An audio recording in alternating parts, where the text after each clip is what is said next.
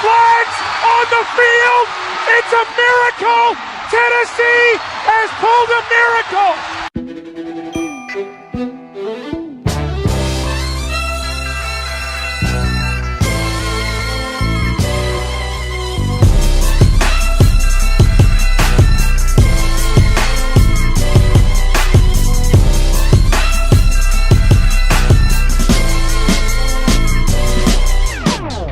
Welcome into the Feels Like 99 podcast, the home of your 4-3 Tennessee Titans. My name is Drake Kizer, and I'm joined today by my co-host Caleb Waters.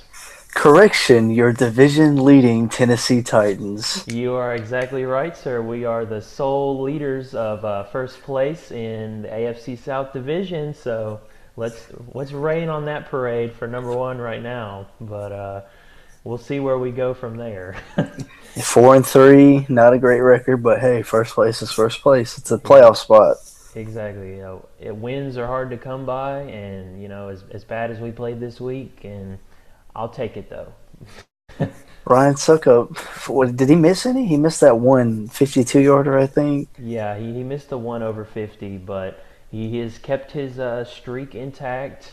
We did lose one streak though with Joe Thomas losing his consecutive snap streak. I was actually very upset to see that. Yeah, that was a terrible thing to see. A guy like that who is been such a consistent player in the league, and to see him go down like that, it sucked. He's really the only bright spot for the past. Has he been in the league 10 years already? Mm-hmm. That's been the only bright spot for the Browns for 10 years. I know Taylor Lewan took that hard. It's kind of a big deal. 10,300 some odd snaps gone. It's crazy. It's almost like it reminded me of the Brett Favre Iron Man streak where he was not missing any starts and whatever. It's just insane, especially at quarterback's one thing, and that's impressive. But for an offensive lineman who takes contact on every single snap, it's just really insane. The thing that got me was it was kind of a non-contact injury almost. It was a torn tricep or bicep. I'm not sure. It just kind of bent the wrong way, I guess. It was not like a rolled ankle or anything like that, but that's what shocked me. Yeah, it looked pretty minor from the way that it happened in live time, but they slowed it down a little bit. I guess I could kind of see it, but it's one of those things, one of those freak injuries that it's really hard to avoid if you're in the National Football League. But I guess one thing we wanted to get to before we got too deep into the podcast this week was just a little bit of introduction on both of us. I feel like we didn't talk too much last week on our first episode about just exactly why we wanted to get into the podcast game and kind of our background and stuff. So if you want to go ahead and go give you some of your background and information, that'd be great. I'm a sophomore at UT in Knoxville. I listen to plenty of podcasts in my spare time. Listen to them at night, typically on drives. I listen to a few different Barstool podcasts, and Clay Travis, who's in Nashville, really big guy. And I thought, it'd be cool to do a podcast, just see how it went. And, I know that you're kind of in that major kind of sports writing, and I thought, maybe Drake would like to do a Titans podcast, which is what we talked about. It took us a little bit to get to a one subject podcast for now. It's always liable to change, but I like talking Titans, and I don't feel like there's nothing out there Titans wise that I can listen to. So I feel like that was something I wanted to put out there for other people that want to listen to Titans talk. Yeah, I definitely agree with you. And same thing. I'm a sophomore at Western Kentucky, and actually I'm a journalism and PR double major. So I'm kind of putting my foot out there in the waters of getting into just public relations and journalism in general. And I absolutely love sports, and I love the Titans. I listen to a couple of different podcasts. I'd say probably my favorite two that I listen to. Usually I listen to them while I'm exercising or running on the treadmill. I'd say probably my favorite two are Pardon My Take. Those guys are really funny. And I'd say probably my second favorite one is Edge and Christian, Pod of Awesomeness. Really funny. It's two former professional wrestlers. They were a tag team or whatever. some of my favorites from when I was a kid, and they're both hilarious. Just totally funny guys. I'd listen to them all day if I could. They're really funny guys, and it's the same kind of thing. I listen to them and Pardon My Take, and those are both kind of like buddy podcasts. Two guys kind of just hamming it up with each other, two friends, and so I thought the same thing as you. I mean, other than The Zone, like 104.5 The Zone in Nashville, there's really not a lot of Titans talk out there. I listen to Paul Kaharski, but same thing. He doesn't really do a podcast. He does more like periscopes and stuff like that. So I felt like there was a need in the marketplace for guys like us. There's really not a lot of Titans podcasting content to consume if that's what you're into. So I figured, why not let us get into the game? We'll give it a try. So. Yeah, a couple of my favorite podcasts, like I was saying, I listen to Clay Travis. He does 2 shows a day, one morning show for 3 hours, and then the Section 10 podcast that's by Barstool. It's by a Red Sox writer and a couple other guys. My favorite podcaster just left it, so that's really when I decided, like, wow, I would like to try out, podcasts, and really a Titans podcast, like you were saying, there's nobody out there talking about them. No, and that's the thing. Like, I feel like the Titans are a pretty popular team in their regional market. But see, like we were talking about earlier today, a lot of these podcasts don't really cover specific teams. They're covering just sports in general, or covering the Red Sox or the Cubs, because those are teams that have national followings. I feel like the Titans really don't. And in the regional realm, most people just go to The Zone if they want Titans coverage. But see, The Zone isn't a podcast. That's the thing. It's radio, and I love it. I listen to it any chance I get. If I'm in the car on Sunday, I'm definitely listening to The Zone. But my thing is, I feel like a true Titans podcast with a lot of dialogue and discussion just didn't exist. So we're going to try to bring it to the airwaves. I guess we'll get into now our first topic of the week, which is definitely going to have to be the I guess you can call it a win over the Cleveland Browns. It was a very poor performance, and so what were your thoughts on this great game? I got to watch bits and pieces of the first half, and I listened to the second half on my drive back here to Knoxville. That might have been the sloppiest win I've ever seen. I mean, they had no business even winning the game. It was pretty awful. Me and my dad were sitting next to each other on the couch watching that one, and we were looking forward to what was supposed to have been a blowout win. I know me and you both last week on the pod discussed what we were going to do against the Browns, and we both picked pretty big runaway wins for the Titans, and that is not what happened at all. It was a complete snooze fest. I mean, it was awful to watch. And like Malarkey said, we're not going to complain that we won a game, because they are hard to come by on a week-to-week basis. But the thing is, if we keep performing like that, we're not going to get many more. That's my thing. Right. I felt like I've always thought the Browns were the laughing stock of the NFL, and in years past, the Titans have not been that far behind. And this was the game that we were supposed to come out, win it 45-20, just the kind of like a out of conference game in college. It's a little cupcake game. And I thought it was pretty embarrassing for the franchise, and kind of as a fan, because everyone, I mean, when you Google scores, I mean, if you play fantasy football and you have somebody on the Titans that you don't really know much about, if you live in LA or, New York or Boston or Chicago, it was time for the Titans to take a step, and they didn't do it. That's the thing. I feel like every time that the Titans do something like they did on Monday night and kind of step up into that national relevance, then we follow it up with a performance like this, and it's just massively disappointing. Like, for example, this week on Pardon My Take, when the guys were running down the NFL games, they make a lot of jokes. And see, the thing is, when they're going over the game with the Browns and the Titans, it's not even necessarily that they're talking about the Titans. They're ragging on the Browns, and basically they're lumping us in with that same kind of conversation about how awful the Browns are, and we couldn't do any more than kick a game-winning field goal against them in overtime. That's bad. It's really bad. Not to mention, what was that? Our second possession of overtime? Maybe I'm not sure if it was our second. It may have been our third, but Yeah, I can't. I know it was at least our second. It might have been our third. I think we had both had the ball twice. Like the game was literally about to end in a tie. That's how yes. bad this was. I was uninformed of the 10-minute overtime period rule. I don't understand that. I think that was a rule change that they literally instituted like this past off season was to lower overtime to from 15 to 10. And see, to me, it doesn't work still because the NFL has the worst overtime rules because a touchdown wins even on the first possession. That should not be the way it is. Every team should get at least one chance. I don't care what you say. Every team should get at least one chance with the ball. I don't care if they scored a touchdown or not. I agree. This is pro football, and you can tie because you don't score in a 10-minute period. Grown Exactly. men out here, freaking Taylor Lewan. I mean, he and Miles Garrett almost tied. Like they might as well have not even played that game if they tie.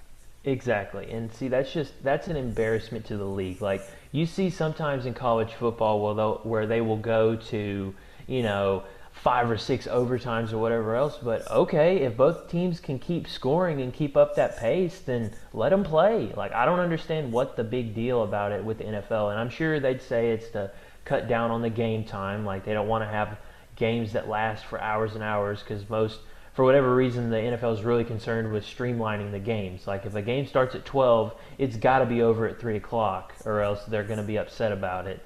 So I'm sure it is just to keep game time down. But as a fan, I want to see these guys, like you said, they're at the top level. I want to see them duke it out to the end. I agree. I don't have a problem with the first touchdown scoring. I used to have a problem with you could drive the ball 30 yards and get it inside the 35-yard line, kick a game-winning field goal. That's it. It's over. Like that. I'm glad they Yeah. made the change to a touchdown, but 10 minutes is not. Even just a tie is not good for the Yeah, league. no, I definitely don't think so either. So I guess the main standout that we actually did have from this Browns game, a terrible offensive performance, but a really, really standout defensive performance from Kevin Byard. He had 3 picks, and he was the AFC Special Teams Player of the Week for his efforts. And I was very, very impressed with him. I was happy when we took him out of MTSU and I thought that he was going to be a player, but obviously I had no idea that he was going to be doing this in his second year. So, If there was a bright spot to this game, it would be the 3 interceptions he had. It showed a lot of encouraging thoughts when thinking about the Titans secondary, which I haven't had ever.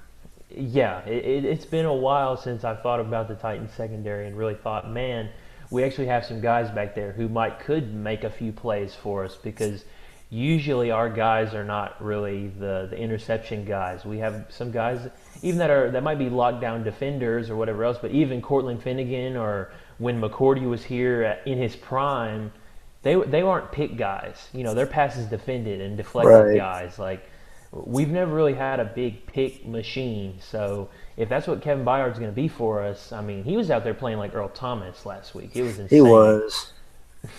And the fact that he's a second-year guy, I'm not sure many people even realize that. No, I really don't think so either. Probably around the league. I mean, obviously we all know it, and maybe the guys in the division. But on Pro Football Focus, he was the highest graded safety during Week 7 at almost a 93% even, which is insane. That's really, really high. And see, the thing is, too, I bet when they tweeted that out, most people that read that stat wouldn't think, oh, that's a second year guy in the league. They probably think that's a veteran player. Right. So it's very impressive. And continuing with our defensive efforts, I mean, we were very inept on offense this week, but the thing is, we didn't let the Browns score either. So Avery Williamson graded out at a 91 this week, and he was actually the third best in the league this week at linebacker. And Marcus Mariota, somehow, some way, even through this terrible offensive performance, was the number 2 highest graded quarterback of Week 7 behind only Carson Wentz's great performance on Monday Night Football. And I really don't understand how Mariota could be graded that high in this kind of performance. I mean, no touchdowns. I mean, good. It's good to see, I guess. But at the same time, it's kind of like you did this well, but you didn't score touchdowns. See, that's the thing. I mean, the thing to me is you can be efficient, you can be a good passer, and you can not turn the ball over. But when it comes down to it, you've got to put the ball in the end zone because Yes. if we don't, then you're settling for field goals. And that's the thing. In the NFL, if you always settle for field goals, it's just not going to work out. Eventually, that other team, if it's not the Cleveland Browns, they're going to go down to the other end and they're going to run off a few touchdowns to your field goals, and you're down an amount that you can't come back from. Right. If this was any other team but the Browns, we are in trouble. Big Exactly. trouble. If it's, in the play, I mean, I'm sure this won't be a recurring problem, but if you look down the schedule, if you do that against the Los Angeles Rams, you're in trouble. If you do it against the Jaguars at home, you might be in trouble. If you do it against, there's really anybody except the Browns, and Exactly. as we saw, we were in trouble against the Browns, dude. Yeah, that's the thing. That is what really worried me is I'm like, we are in jeopardy of losing this game in pretty convincing fashion because I mean, we had a pretty dominant defensive performance, but even in that second half they started to sag a little bit. And you saw Kessler come in there and actually give us a little bit of problem. I mean, he had a bad pick. Yeah, I'll give him that, but my thing is he came in off the bench and was kind of tearing us apart that first drive. At this point, nothing surprises me with our secondary being bad. A surprise to me was, the three interceptions by one guy, but us getting, diced up by Jacoby Brissett, not a shocker.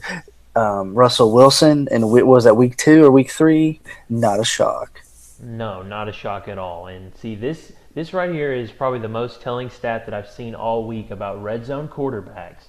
Marcus Mariota has the worst passer rating in the NFL this year in the red zone. This is a man who has never thrown an interception in the red zone his entire career, but this season has the worst quarterback rating in the red zone. How in the world can that be possible?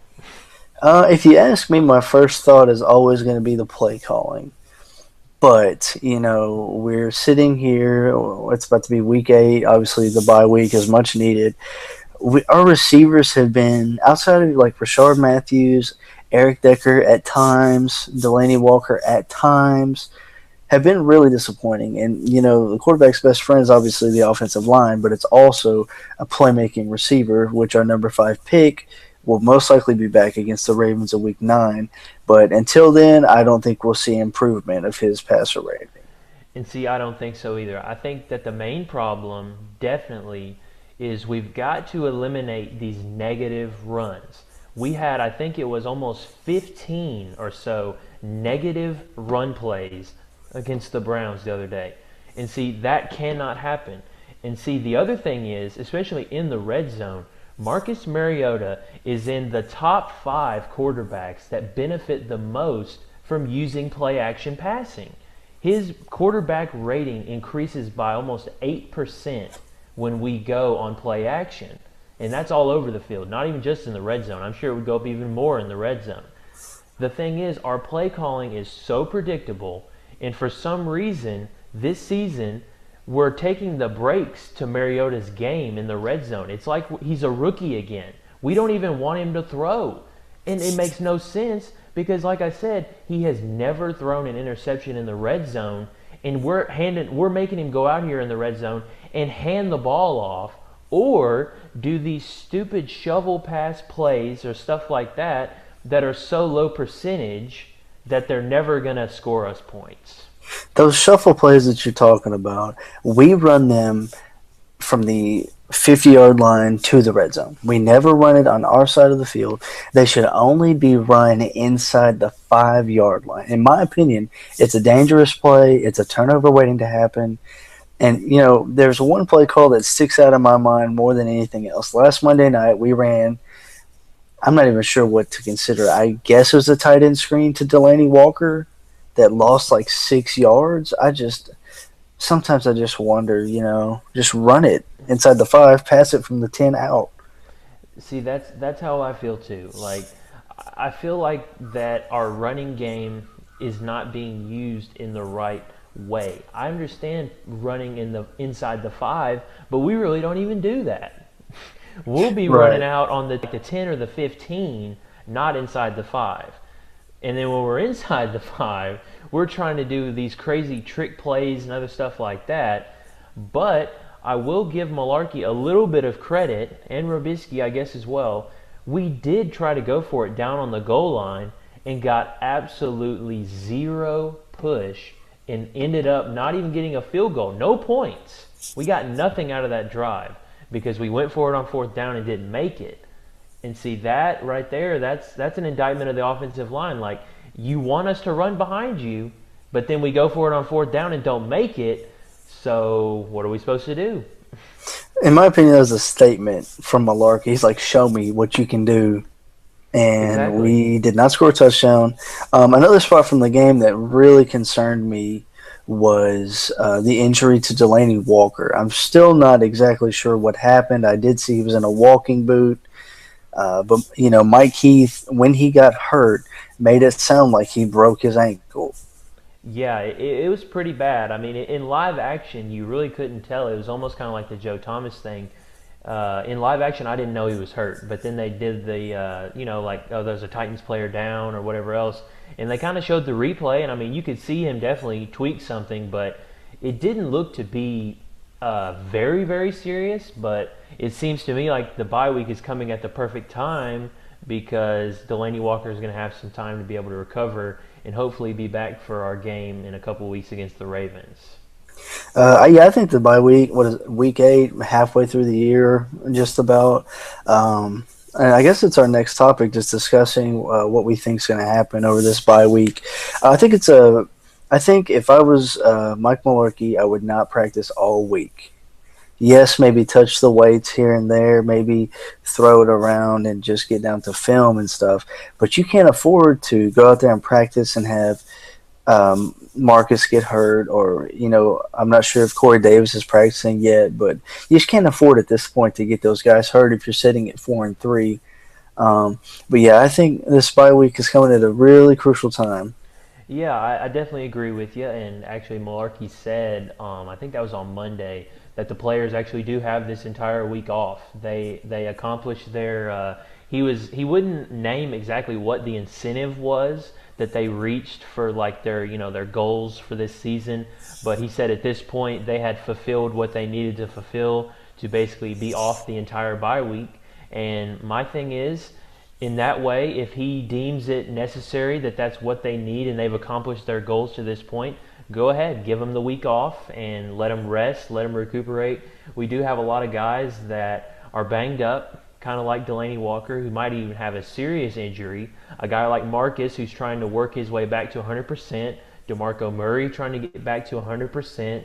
And then guys like Cyprian and Corey Davis, who are just trying to get back onto the practice field at all.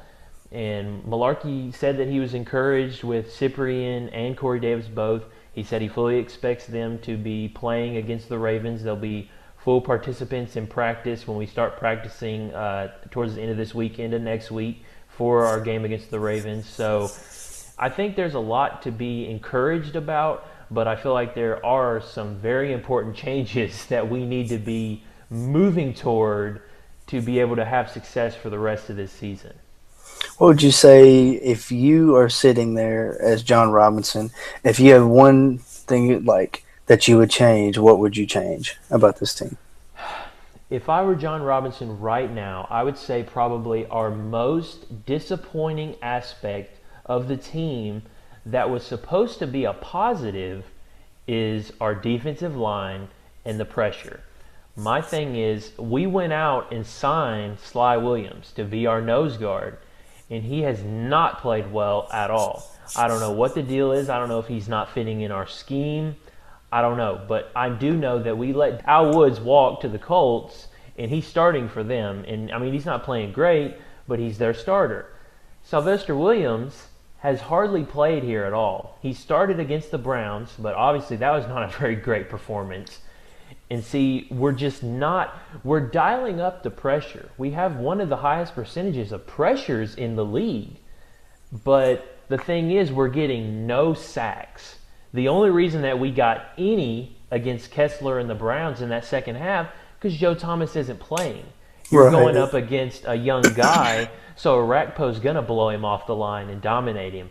But see, the thing is, if I'm John Robinson, I'm looking at maybe bringing in another young tackle, maybe up from the practice squad or signing from somebody else's practice squad, or maybe just looking around at a guy like Daquan Jones, who actually has played a little bit of nose guard out of position, just to see if maybe we can spark up some competition for that spot. Because I feel like Casey is pretty much entrenched in his spot, but I feel like the rest of that D-line is very up in the air as far as it could be shuffled around a little bit, and maybe we could get some more production. Yeah, I definitely think that the defensive line is playing uninspired football, and that's something you should never see in the NFL. These guys are out here making, millions upon millions, and you come out here, Jarrell Casey's been disappointing, Daquan Jones disappointing, Brian Orakpo signed a huge deal, disappointing, and at this point, it's just like, what else do you guys need except maybe, like you're saying, bringing a spark for the defensive line?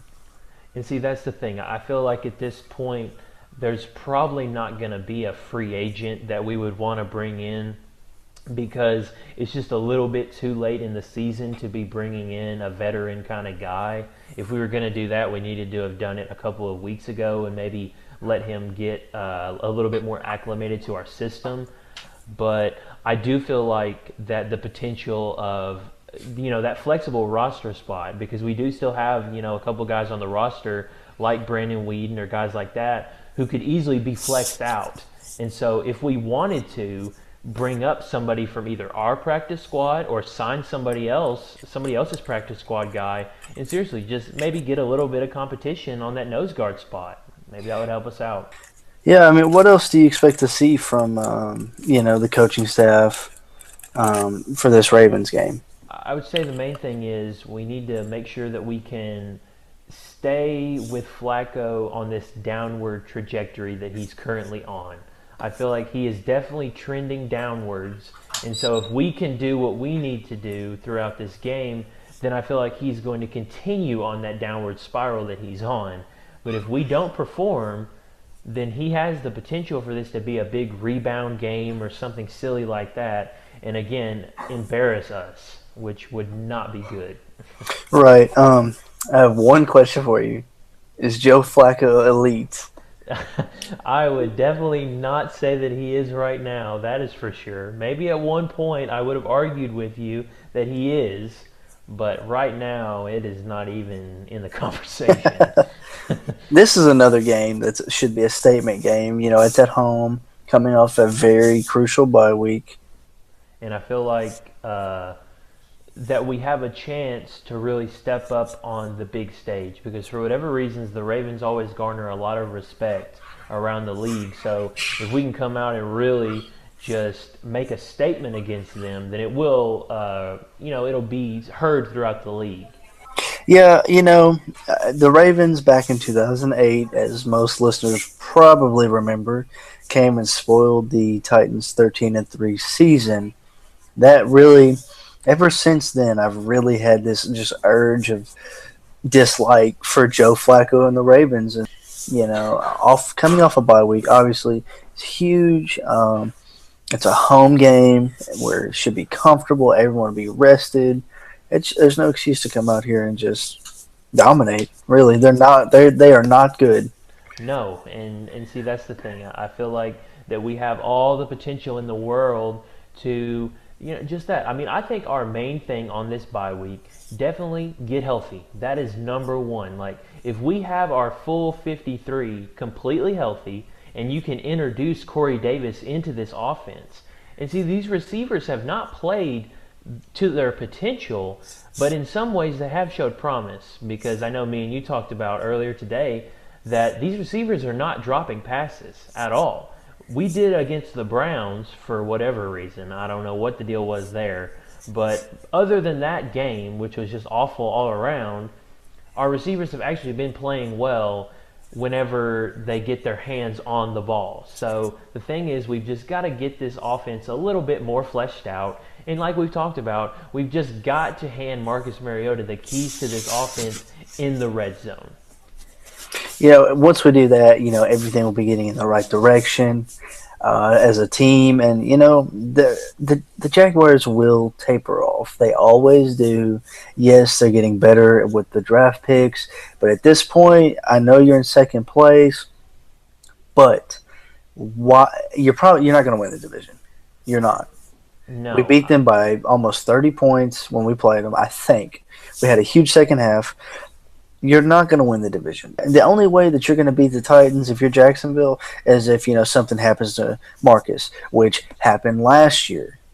And they haven't been able to beat us at home in a while, to my knowledge. Even on those years we're going 2-14, we still beat them at home.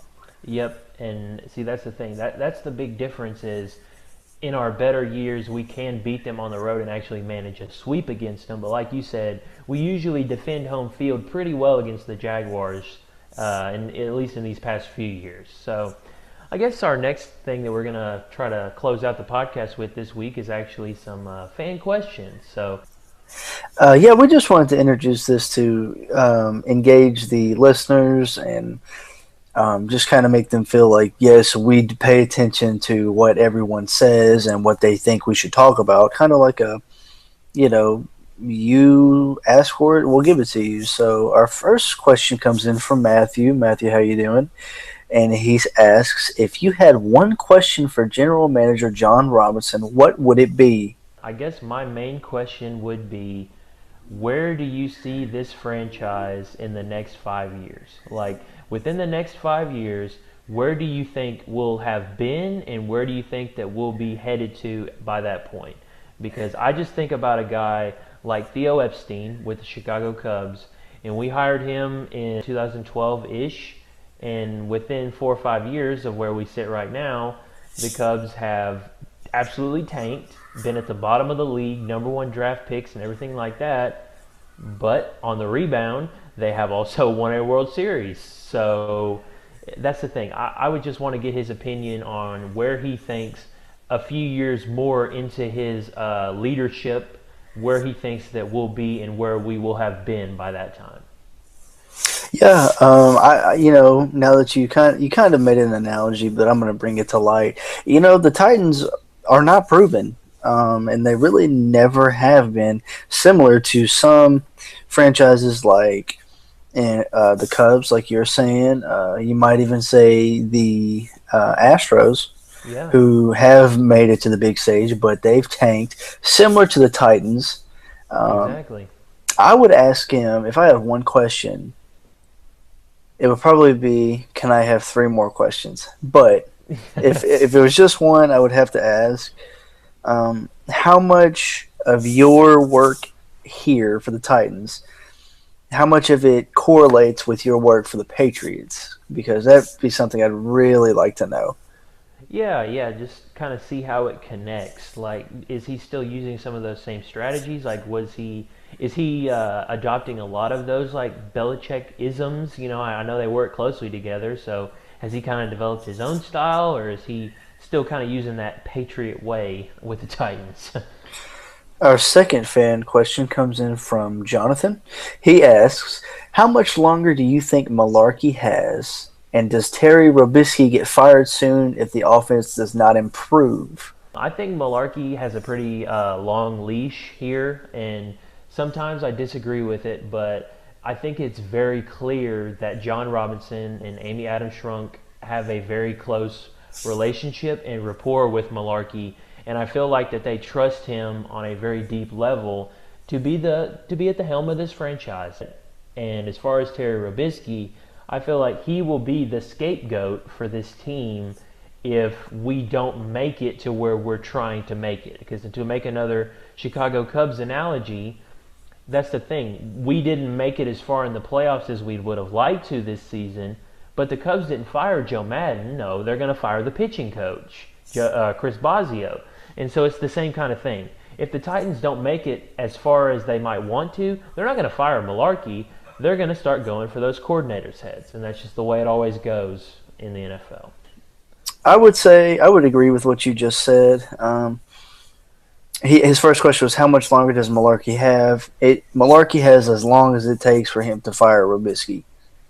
Like you were saying, Robisky's the scapegoat. As you've seen this year, he's not a good play caller.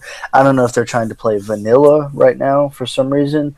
7 weeks in, I'm going to say that they are not. Our third question comes in from Clay.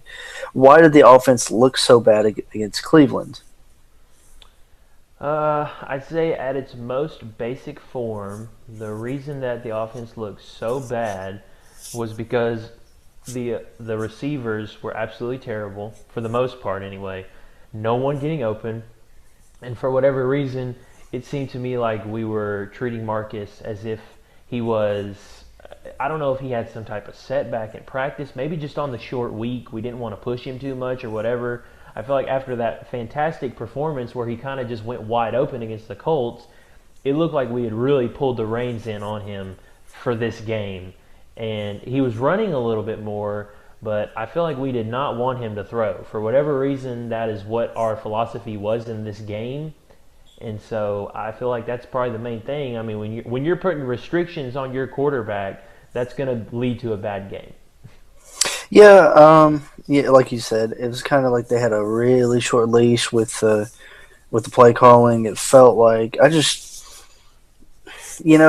basic stuff in the NFL does not work. And I think we'll really see changes, for the Ravens game next week. It's at home, like we said earlier. I'm not a huge X's and O's guy, but I do know when plays don't work and we don't need to run them. Because, I'm an all Tennessee sports fan. I like the Vols, I like the Titans, and I cannot take no touchdowns. Yeah. Yeah, it was a pretty bad performance and just really hard to watch whenever your team is just not scoring touchdowns. And see, that's just a sign to me that if you're getting down there and you're having to kick, that just tells me that whatever it is, you're just not getting over that hump that you need to be getting over. Because if you're in the red zone, if you're on the opponent's side of the field and you're moving the ball, there shouldn't be any reason to stagnate. And if you are on a consistent basis like the Titans are, I'm telling you, it's got to be that play caller, and the play caller is going to be the guy to lose his job first above anybody. Our next question comes in from Jared. He asks, if you could change a free agent signing from the offseason, what would it be? I'd say from just this offseason, I definitely changed, like we've kind of already talked about, the Sylvester Williams signing. I didn't necessarily like it at the time. I mean, I didn't feel like he was a massive upgrade from Al Woods anyway, and I feel like Al Woods had already been here for a few years. And was he the best? No, but same thing.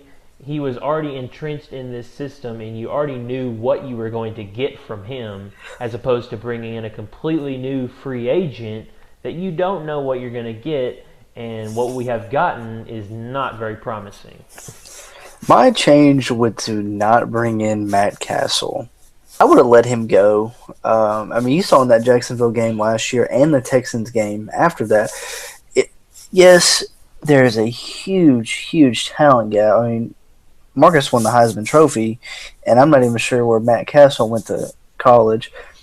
But I think you've got to bring somebody in with a similar skill set to Marcus, whether it's drafting, a Josh Dobbs or, like a Dak Prescott. I think it's time we cut ties with him and Alex Tanney.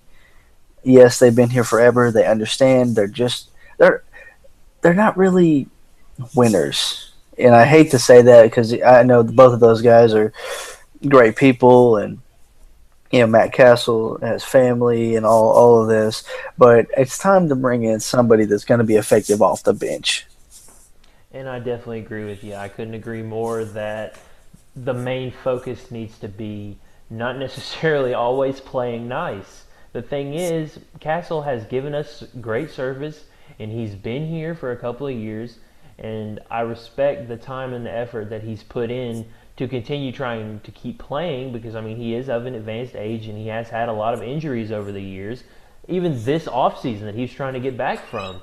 And, I respect him a lot because this is a guy, like you said, I think you said you didn't even know where he went to college. Well, no one does because he played at USC and never started a single game.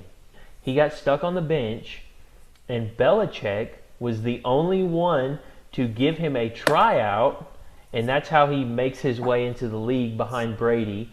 And basically, he played for the Patriots for a number of years, and he basically got a few moments to shine whenever Brady was out, and then obviously the entire season that he missed when they narrowly missed the playoffs. And, he kind of got his big shot with the Chiefs.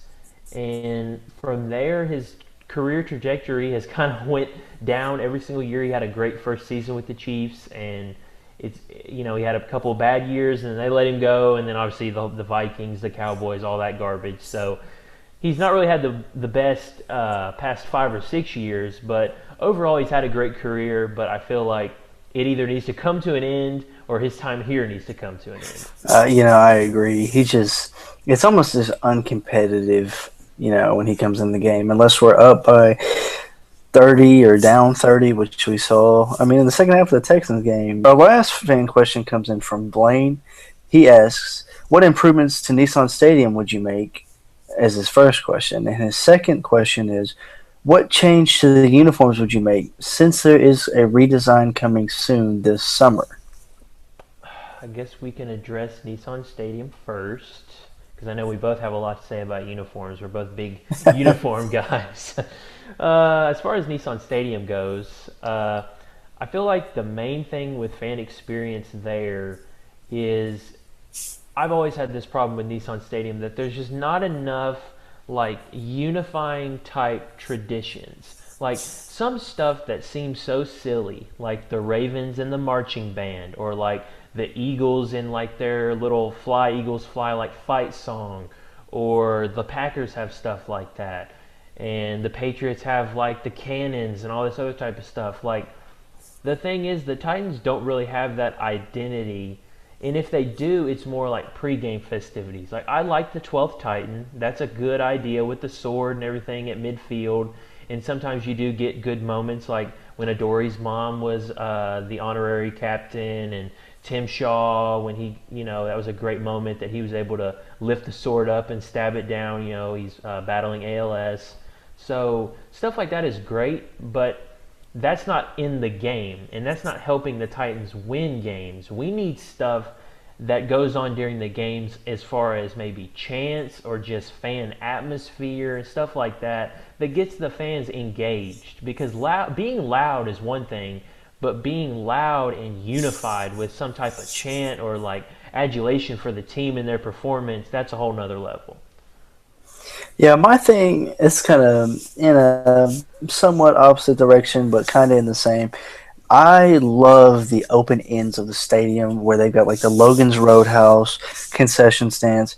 I like that. I love the video boards. The sideline concourses look like they're from 1999. Yeah. Still, they've slowly but surely been making changes, but I think that's something that would get. Not that we have a problem with selling tickets, which we used to in the past. That needs to be changed and nice and renovated. Which they made it nicer for the players, and my biggest problem with Nissan Stadium is I'm not even sure what to call it, but the Jumbotron segments, I guess. Right. That's kind of what I was getting at too. Right. They'll show I remember they used to show former players or some current players. They would be let's go, and it's the signature. It's third and loud. My dad loves that. I can't stand it. Yeah, that's pretty bad. I've always had a problem with the Jumbotron promos. I guess I've seen all kinds of them. I've seen what they do here at UT, what they do at Vanderbilt and other SEC schools, and I just fan engagement is huge. I think so too, and I feel like that there needs to be more engagement, like you're saying, on that type of jumbotron type stuff, because other teams lead their fans just that in chants, or like they play certain songs, or like a sound effect will come on and they'll know that it's time to do this or do that. Like, we just need to get in on some of that type of action. But as far as that second part of the question with the uniforms, I know we'll both have some pretty strong opinions here. I don't know what they might be different, but my thing is, as far as the redesign goes, I don't know whether they're considering giving us a new logo. I think whenever you apply for the NFL like uniform changes, I think you can do as much or as little as you want. So I think that we are eligible to change everything if that's what we wanted to do. But I think they've kind of downplayed the fact that we would do a massive overhaul. So I'm going to assume that the logo stays relatively the same with, the T and the 3 stars. And see, I like that part of the logo, but the flaming tack part doesn't really appeal to me that much. So maybe we could tone that down a little, maybe make it a little, that the T and the stars needs to be the centerpiece, not necessarily secondary. But as far as the uniforms themselves, I'm not a designer, but my thing would be we need to integrate our 3 main colors more. I feel like the Titans have always been a little bit all over the map with whether we want to be baby blue or whether we want to be navy. So my thing is, if we want that to be our brand, you can be both. I mean, they're contrasting colors, so. And also red. Are we red or are we not? Because if we're not, we need to take it out of the color scheme. But if we want to embrace red, then we could definitely add it to, I think the helmets could use some red accents on the jerseys. Like, if we stuck more with the Titans blue, like that baby blue, the navy, and then some red accents along with some white, I feel like we could definitely benefit, because I feel like our logo right now in uniform colors and everything are very 90s, because they're just a sign of the times. But like the Predators, when they redesigned, they basically took blue and yellow. They took everything else out and said, we are blue and yellow. So I feel like the Titans need to do the same thing, in the sense of we need to pick a couple colors and we need to make them Nashville colors. I agree. Something that you pointed out to me, it's been a while at this point. The font that the Titans have been using on their graphics, they use. I don't know if our listeners pay attention to uniforms like we do, but I know you've probably seen the like Aztec-y Trojan pattern on USC's uniforms. They've been putting that on graphics. And another thing. About the red, there is no red on any social media graphics that they put out that are new. So that makes me think they're going to eliminate red, make the main color baby blue, which they should. But if I was redesigning the Titans right now, and I would have them wear light blue jerseys and light blue pants every game. They just need to eliminate the white pants. Does not look good. It looks 90s. It looks like the Steve McNair era. Yeah. And if we're trying to implement this new culture here, it's time to axe it. I love the all navy though. Yeah, I do too. That's my thing. I would definitely go with, because I know like up here at Western Kentucky we got new uniforms because we switched to Nike, and so basically we got red jerseys and white jerseys, and we got white pants.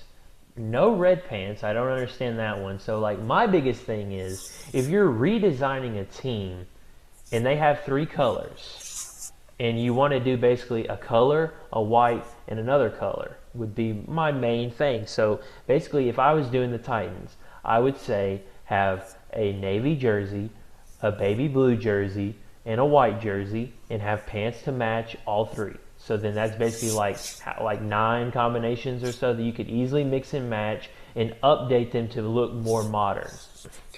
Yeah, like you were saying, to make it more modern, like the Detroit Lions did. That was one of the best redesigns I've seen in recent years. They made their blue pop. They took out the black. which was good.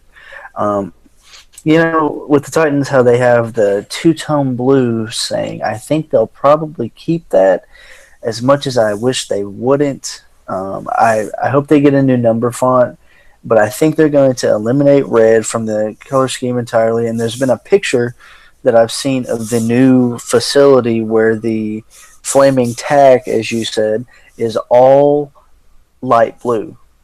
There's Yeah, a I've little seen bit that of too. navy, which I like it. But yeah, I want them to really update the helmets. It's time for them to move away from the typical white helmet. But I don't really know what else they would do.